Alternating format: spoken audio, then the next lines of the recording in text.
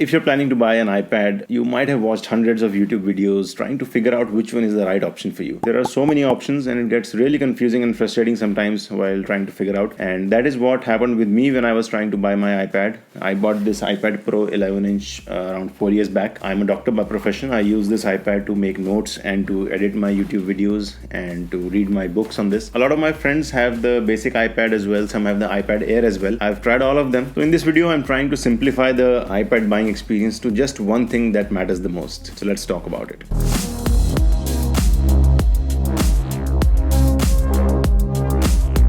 So the most important thing when you buy an iPad is your budget, obviously. But more importantly, that is actually the only thing that matters. The more you pay, the better you get. It is as simple as that. If you're a student, you might be expecting an iPad as a gift from your parents or your siblings, or if you have some savings from your pocket money, then you might be planning to buy an iPad from that. So the things may not be so much in your control. But if you are beyond that stage and you earn your own money, then you obviously want the product to be worth every penny that you earn. So decide your budget, because that is the only thing that matters when you buy an iPad. To simplify it further, I would like to compare buying an iPad to buying a movie ticket. When you go to watch a movie, you are provided with various categories of seats. Whether you want to sit at the top or the bottom or the middle seats, no matter where you sit in the theater, you are going to watch the same movie. Just the experience varies. When I was a student, I used to watch movies somewhere in the middle rows, trying to save some money and also having a decent experience at the same time. And now that I'm working and I'm earning for myself, I like to treat myself to more comfortable seats. So I usually take the second category of seats, just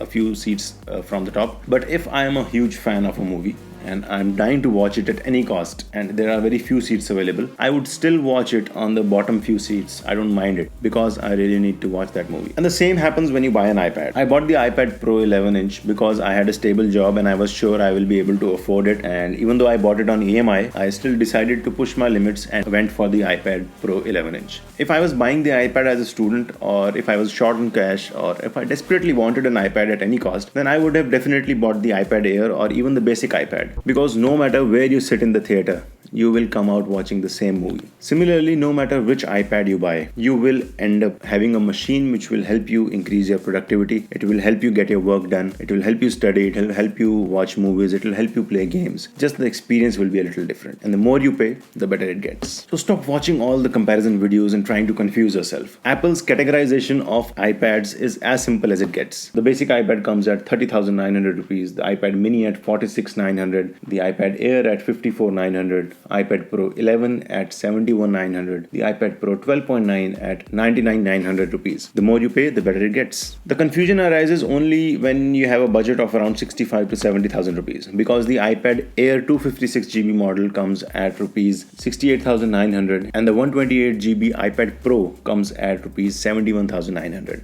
So at a similar price, you are getting two very different products. Here I would say, if you are a student, then the 128GB iPad Pro is more than sufficient for you. You will be able to store as many books you want. You will be able to write as many notes you like. You will be able to store basic videos you get from your lectures and online classes. 128GB is more than enough for you as a student. But if you are a heavy user, you play a lot of games, you store a lot of videos on your iPad, and that way, if you're trying to do some editing on your iPad, then 128GB also may be less. So for example, for a person like me, 128GB is still not enough, although I'm still managing with a 64GB, but it's really hard to manage on this. I definitely need 256GBs for myself. So that choice between 256GB iPad Air or the iPad Pro 128GB is totally dependent on your usage. Apart from this confusion between the iPad Air and iPad Pro, it's pretty straightforward. The more you pay, the better it gets. With the top of the line 12.9-inch iPad Pro providing you a huge screen space with all the features that you can ask for. But even with the basic iPad, you will have a really good time watching videos, studying and playing games. After all, it's an iPad,